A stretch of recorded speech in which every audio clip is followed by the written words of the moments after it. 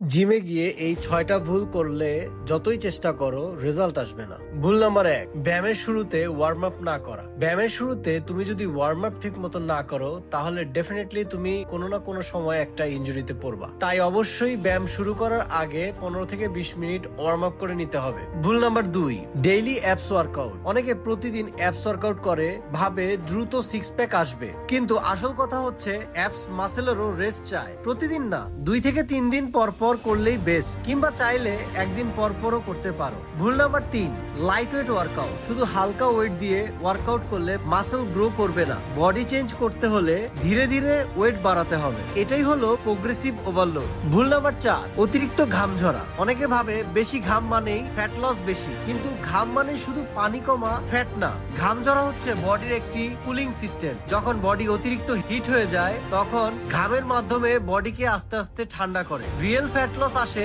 Calorie deficient plus proper workout থেকে। ভুল number 5, খালি পেটে জিম করা। খালি পেটে জিম করলে এনার্জি কমে যায়, ফলে ওয়ার্কআউট প্রপারলি হয় না। মাঝে মাঝে মাসেল লস হওয়ারও সম্ভাবনা থাকে, তাই জিমের আগে হালকা কিছু খাওয়া বেটার। ভুল নাম্বার 6, তাড়াহুড়া করে জিম করা। অনেকেই তাড়াহুড়া করে জিম করে। তাড়াহুড়া করে ওয়ার্কআউট করলে ফর্ম নষ্ট হয়ে যায়, ইনজুরি রিস্ক বাড়ে। অনেকের দেখা দেখি খুব দ্রুত রেপ কমপ্লিট করে, যেটা একদমই ঠিক না। মাসেল কন্ট্রাকশন না আসলে আপনার গ্রোথ হবে না। তাই slow and control rep equal best result. এই ভুলগুলো কি তুমি করো? কমেন্টে জানাও আর ফলো দাও ফিটনেস টিপস এর জন্য। আজকের মতো এতটুকুই।